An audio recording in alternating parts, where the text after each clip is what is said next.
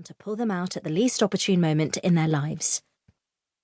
I don't usually agree with Seb. There are limits to my madness. But when it comes to selfies, we're on the same page.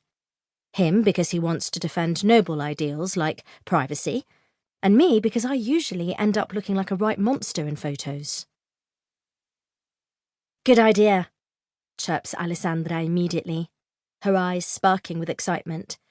So before Lavinia can come up with an excuse, I pull my phone out of my bag and quickly snap a cute little photo of the three of us, trying, each in our own way, to look happy and carefree, and then I post it on my page, tagging the other two and adding the name of the club.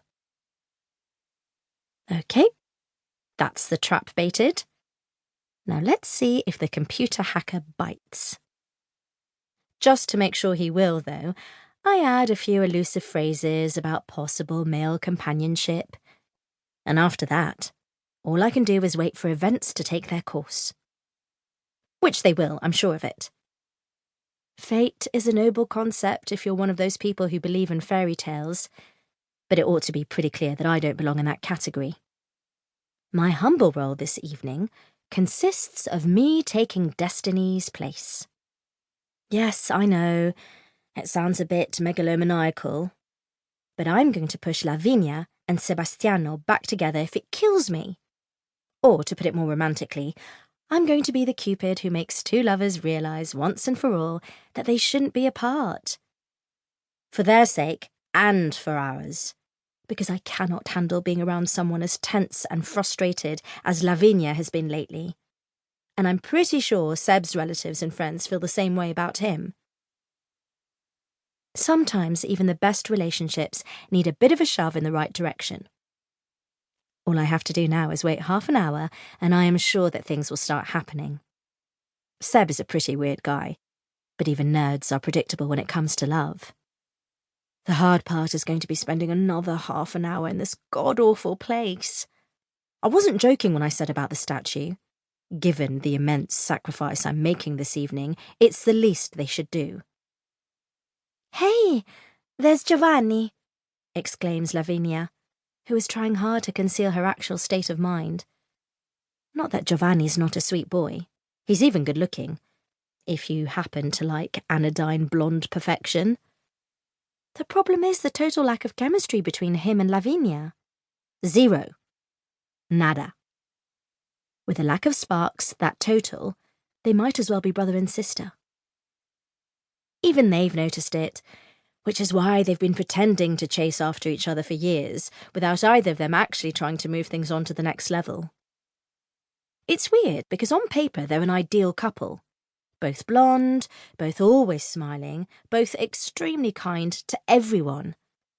I don't know how they do it, or what drugs they're on. By rights, Seb should be the person least suited to a girl like her. But it only took 5 minutes of seeing them together, and I knew there'd been a miracle. There weren't just sparks. There was practically a firework display.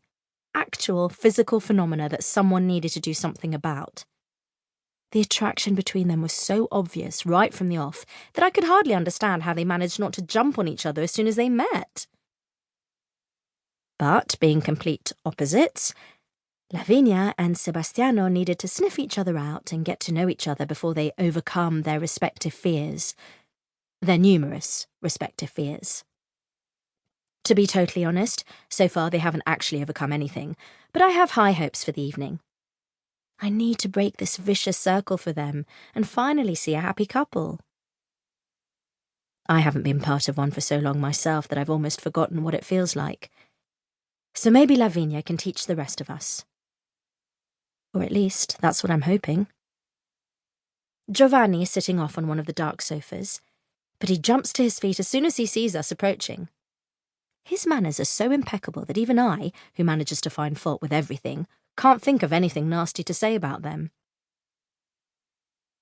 "So, it looks like we've finally managed to meet," he says to Vinny as he leans in to kiss her cheek. He's here with 3 other typical Bocconi University students, all quite handsome and all just as boring-looking. To his right sits a boy who I've already noticed several times at the university. Dark, wavy hair, large, hazel eyes.